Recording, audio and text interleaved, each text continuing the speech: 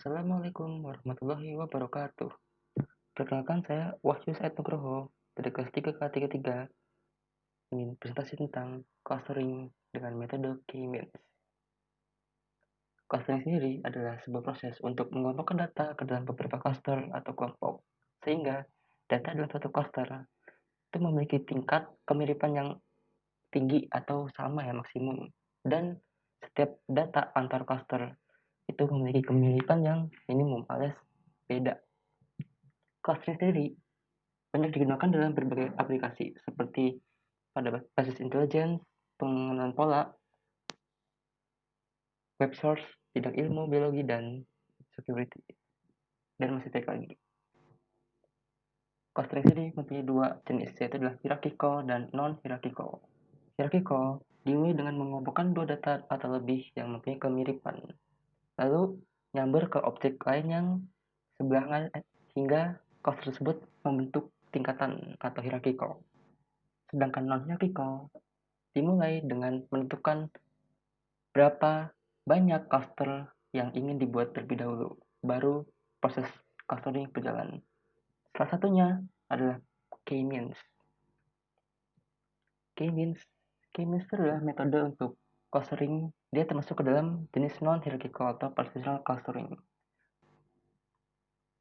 Untuk menentukan K-means, pertama-tama kita tentukan dulu jumlah cluster yang diinginkan. Terserah kita mau berapa. Setelah itu, kita langkah kedua, secara acak kita tentukan data yang menjadi nilai pusat dari cluster tersebut.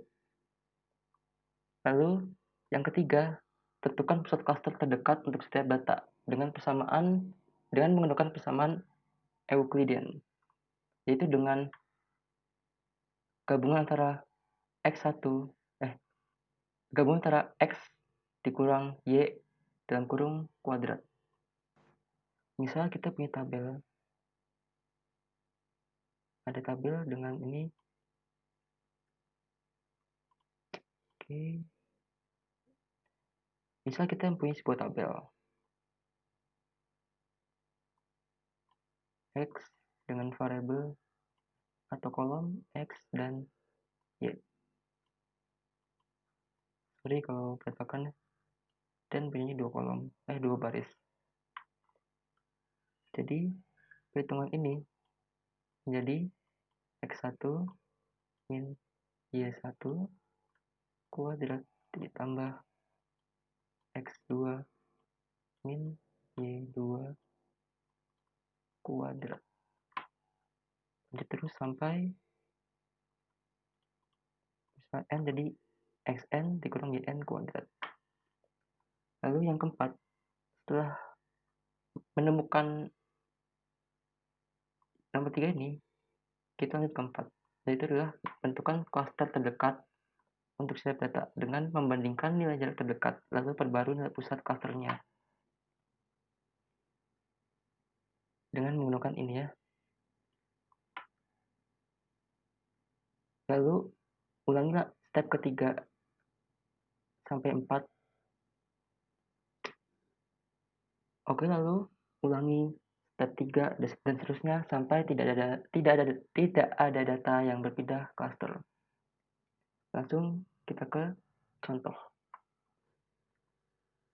Ya, di sini ada contoh dataset sederhana. Dan kita akan mencoba ini untuk mencari clusternya dengan menggunakan K-means. Di sini saya menggunakan Python dengan package Jupyter untuk memudahkan kita dalam mengoding ya. Untuk membuka Jupyter ini, kita cukup ke cmd, lalu kita ketik Jupyter Notebook. Apabila belum ada, kita install dulu Jupyter Notebooknya dengan pip Jupyter Notebook. Dan tunggu hingga jendela Jupyter terbuka. Kemudian kita masuk ke New Python 3 untuk membuat sebuah notebook. Kalau dibuat, jadi kita masuk ya. Di sini kita bisa ngoding langsung ya. Pertama, kita import dulu beberapa package seperti matplotlib, pyplot. Ini fungsinya untuk menampilkan grafik atau gambarannya internet dan kita inisialisasikan dengan plt. Kemudian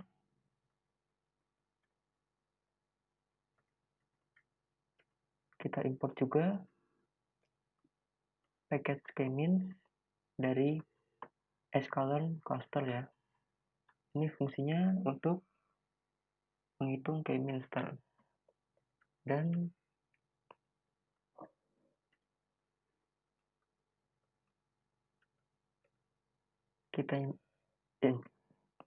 kita import juga data frame dari pandas. Ini fungsi untuk membaca sebuah data ya, datasetnya. Setelah begini artinya udah bisa ya kita include sebuah data ya. Transferkan data sama dengan kita masukkan X sama dengan sesuai dengan data yang tadi ya, di sini X-nya.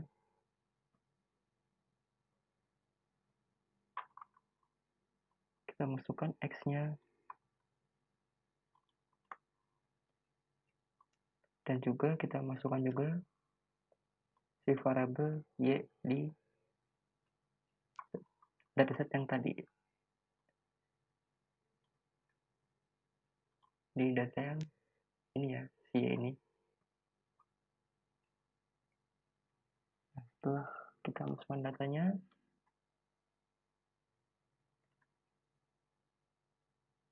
kita tutup, lalu kita buat df sama dengan data frame, lalu nama ini nama variabel data dan columns untuk menentukan kolom apa aja yang akan dibikin tabelnya ya.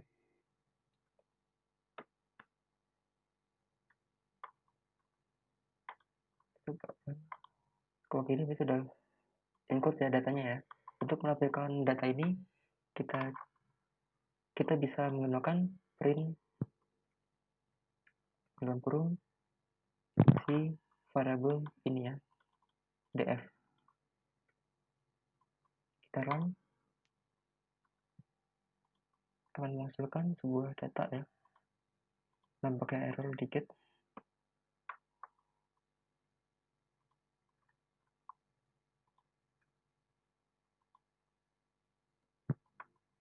Nampaknya ada sedikit error ya ini. Run. Coba kita run lagi. Oke, nampaknya ada yang salah. F-nya gede ya, sebutin ini. Kita lagi coba. Nah, kalau bisa kita akan melihat tabel extendnya ya, sama seperti tabel yang ada di sini. Selanjutnya kita coba untuk menampilkan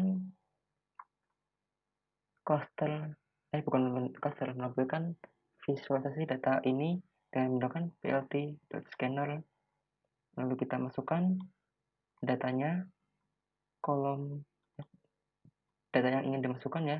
Ini untuk variabel X dan ini untuk variabel Y. Kemudian kita inisialisasikan colornya biru dan ini ada ukuran serta ininya ya. Kita run. Jika benar, kita akan mendapatkan visualisasi dari data ini. Seperti ini ya.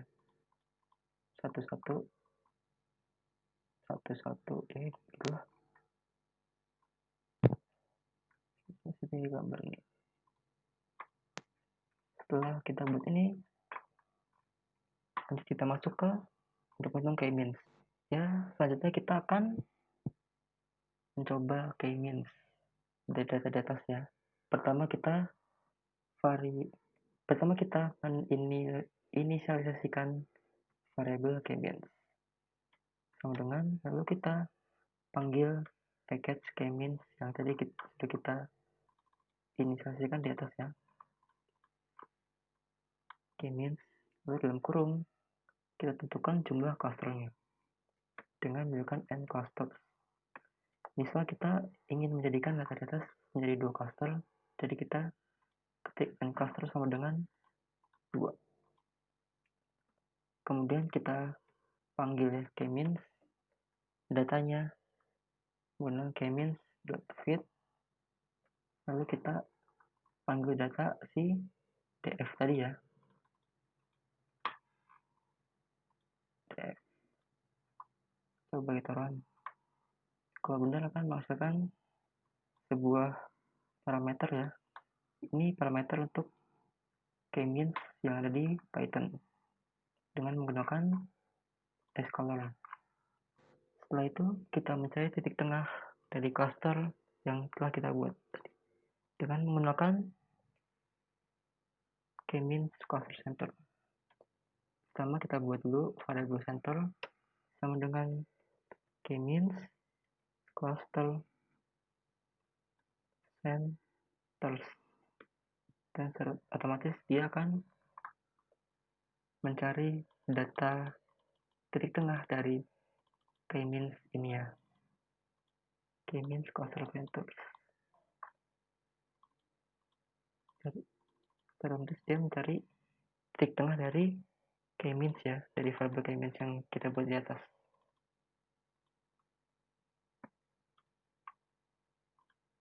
Oke, ini keluar ya.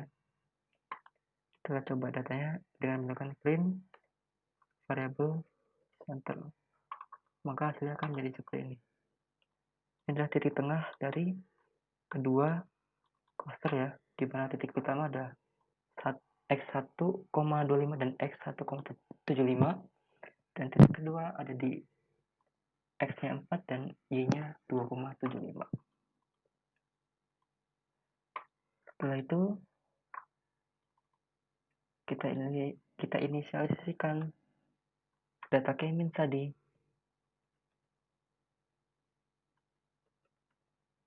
Kita lihat ya, datanya tersebut ada di cluster mana sih? Nah, kita bikin menggunakan k-means.labels underscore. Kita run, maka mendapatkan ini.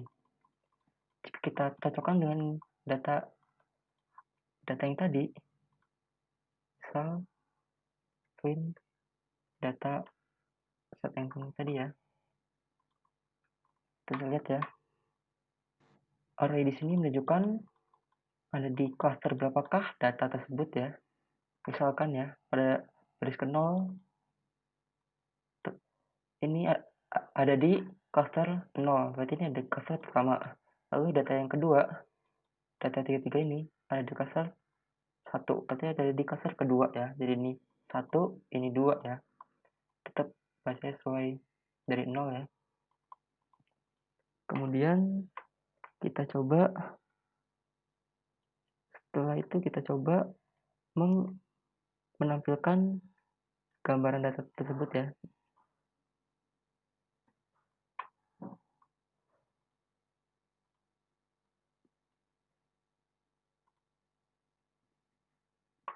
Di sini ada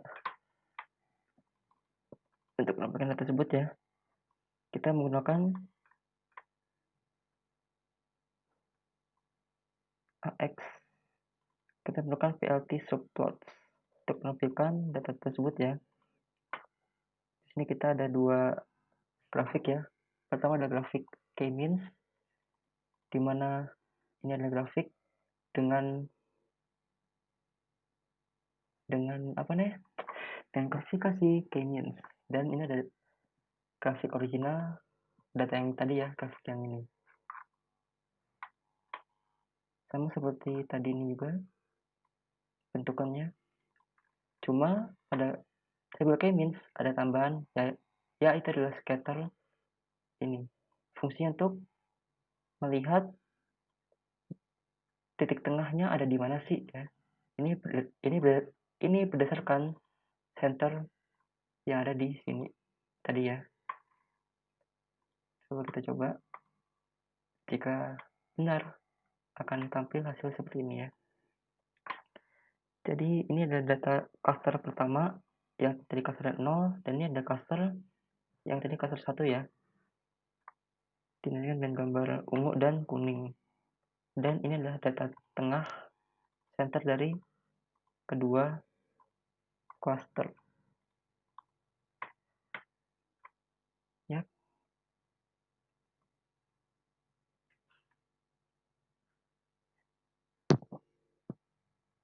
Sama ya hasilnya ya.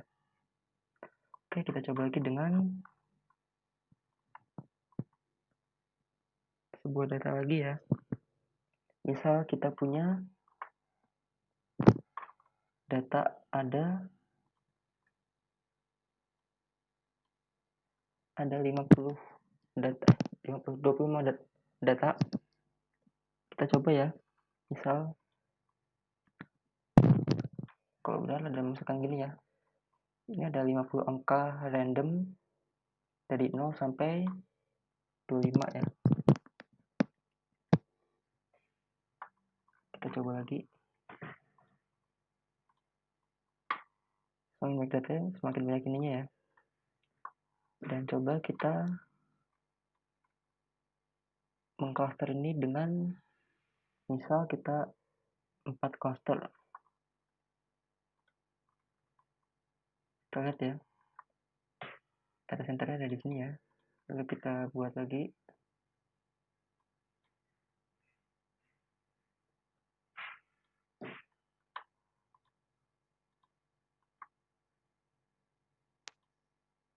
Nah, hasilnya akan seperti ini ya. Kalau tadi 4 cluster dengan 50 data yang berbeda. Ya, gitu aja.